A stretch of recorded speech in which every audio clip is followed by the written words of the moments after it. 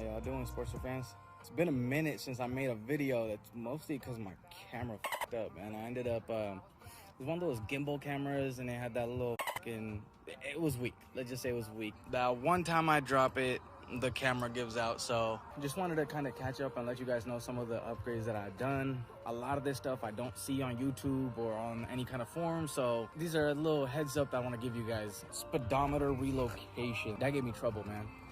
I ended up ordering a JB, I think they call it JB Sporty relocation kit, which gave me the indicator lights and the top mount, and then it gave me for the actual speedo too. So it's cool. It's a cool little setup. It's like 115 bucks. It's kind of, you know, I mean, it was affordable and it's cool.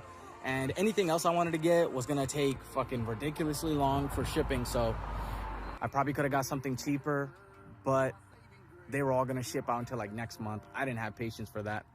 Should have, but I didn't. The main thing that I do want to say, and I realized this again, I did not see this. I watched tutorials beforehand how everything's gonna go down, just to make sure. And in no tutorial do they speak about this. Maybe they haven't ran into this or whatever, but the biggest issue is gonna be this right here, this wire that goes here. Now this is only for people that are gonna want to keep their actual signal lights and all the lights up front, but relocate the speedo down there. If you're gonna relocate the lights and the speedo down there, this isn't for you. You don't have to worry about this. It'll all work out. Now the OEM wire that connects this and speedo, it basically is one wire that splits into two. It kind of looks kind of weird what I'm doing, but it basically splits into two like that. And the one that you need that connects this to the speedo from factory is not long enough. And I have a 2020 AA3, so depending on what you have, you might be okay. But for me, the case was that this was not long enough. Now, I think the easiest fix is, if you can do it yourself, I ended up taking it to a stereo shop where they do stereo systems and all that. And those guys are super cool. They charged me like 30 bucks, 25, 30 bucks to extend the wire. When I came home and I tried to plug it in, because the wire that goes down, this wire right here, you see goes down, because it has to go down all the way and plug upwards instead of going down and plugging straight from the top, it needed a little bit more slack. So again, I paid some money for it.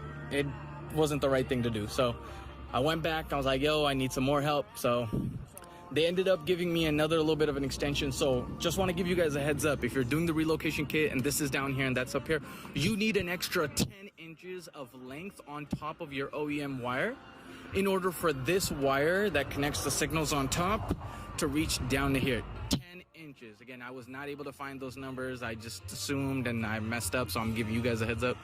10 inches of extra wire on top of the OEM in order to connect that. So that's a big, you know, heads up. Now that it's done, it's perfect. It's, you know, fits fine. I put zip ties on it. Looks nice and clean. I love it. It looks way cleaner. I mean, minus, you know, if you remove my little mount for my phone, but if you minus that, it looks way cleaner. And I love the look. It honestly, like the first time I drove it, felt like a whole different bike. You can see more, you know what I mean? It's more visible, it feels better, it looks better. But anyways, I did want to give that heads up. I got my drag bars coming in, which I did get, but they were damaged, so I sent them back, so I'm getting those. And then I did end up putting on the chin spoiler. I was gonna go with the different one, but it seemed a little too big for this bike. And when I got this doesn't look good in pictures, but I can tell you guys, this looks way better in person, people. I'm telling you, don't go with that big ass one that's like pointy. Go with this one. It looks, like I said, it doesn't look as good in pictures as it does in person, but it gives that curve along with the wheel. It kind of like, you know, it fits all together. So other than that, next thing is I'm getting the short shots. I still got to get that. I took one muffler off. It looks nasty, but whatever. For the time being, it gives me some sound. That's what I want. Other than that, let's see what else. I'm also getting a little bobber seat for it, because eventually I'm gonna go and chop this off. I'm gonna get white wall tires. It's gonna be a straight bobber. It's gonna look clean. You know, we're gonna do it right. But that's the only reason I wanted to check in with you guys, kind of let you know about my issue with the relocation kit. It is worth doing, but if you do it, just remember, if you have a newer bike, you are gonna run into this issue. So heads up about that. But everything's coming out the way I wanted to. Again, we still got a bunch of stuff to do. Actually, yesterday I was taking a look at the conversion kits, the 1250 conversion kit. So That's in the works. I want to make it look nice, and then, you know, we'll make it perform well too. Thank you guys for supporting, watching the video. Go back and watch my other videos. Like, share, subscribe. I'll see you guys shortly.